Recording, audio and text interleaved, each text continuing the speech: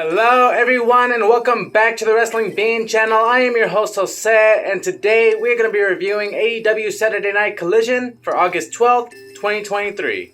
First off, we kick off the show with Tony Schiavone in the ring as he awaits to interview Ricky Starks, as he has been suspended for 30 days of in-ring action after his actions against Ricky the Dragon Steamboat in last week's match against CM Punk.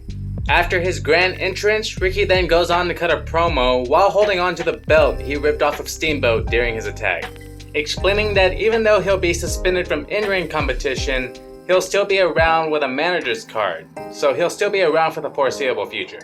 Pretty good mic work from Ricky, but still kind of confused on the management card thing, so I guess we'll just have to see where it goes in the future. Moving on. Next up, we have our first match of the night with the Acclaimed versus Bear Country. A pretty good back and forth between the two teams. It was a pretty basic tag team structured match. You had a lot of big powerhouse spots with the two smaller men picking up the bigger men. But the Acclaim come up on top picking up the victory. Pretty good match. Pretty good way to start the show. Let's move on. After the match, we get a backstage interview with the Bullet Club as they call out the Elite, saying that they are the best version of the Bullet Club to date, calling out the Young Bucks to face the Top Guns at next Wednesday's Dynamite. Next up, we have another tag team bout with Chris Statlander and Willow Nightingale versus Mercedes Martinez and Diamante. A really great match, a really great back and forth between the two teams. There were a lot of spots where I was starting to get really worried for the wrestlers because they were going for it. This was great. Mercedes Martinez and Diamante pick up the win with a surprise roll-up on Willow, with Diamante giving Mercedes extra support. Moving on, we then get a backstage interview with Toni Storm still in her housewife's dress, still wallowing over the fact that she lost her women's championship.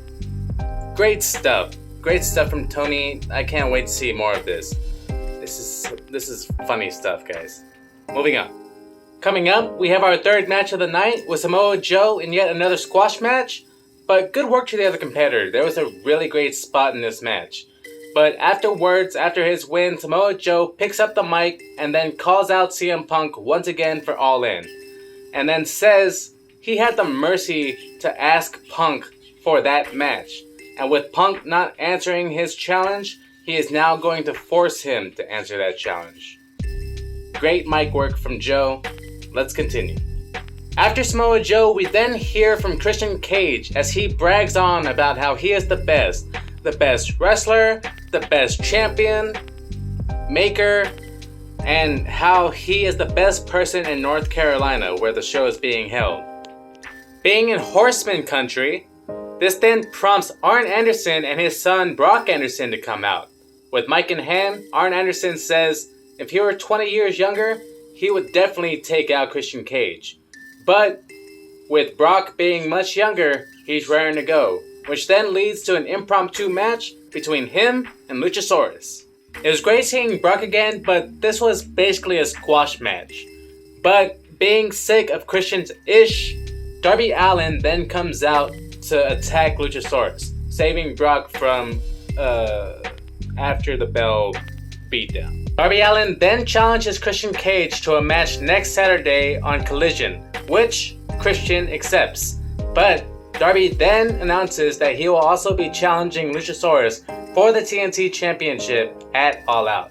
Following our Christian Cage segment, we then hear from Powerhouse Hobbs, saying that he doesn't need any more backup. He is going to do everything on his own now. And then challenges Miro for a match at All Out, which prompts Miro to come out to go face to face with Will Hobbs, but is attacked from behind by QTV. And I liked the beginning part of this.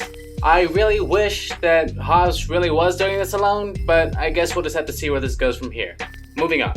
Coming up, we have our final match of the night, the main event with CMFTR versus the House of Black for the Trios Championship. Now this was one hell of a match, just below pay-per-view caliber.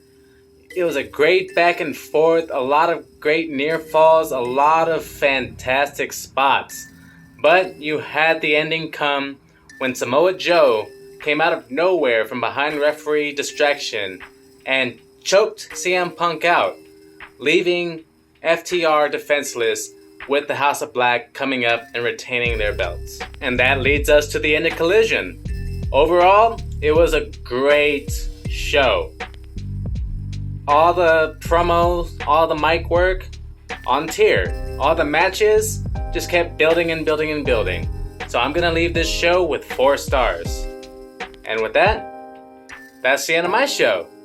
We'll see you next week, everybody. Take it easy.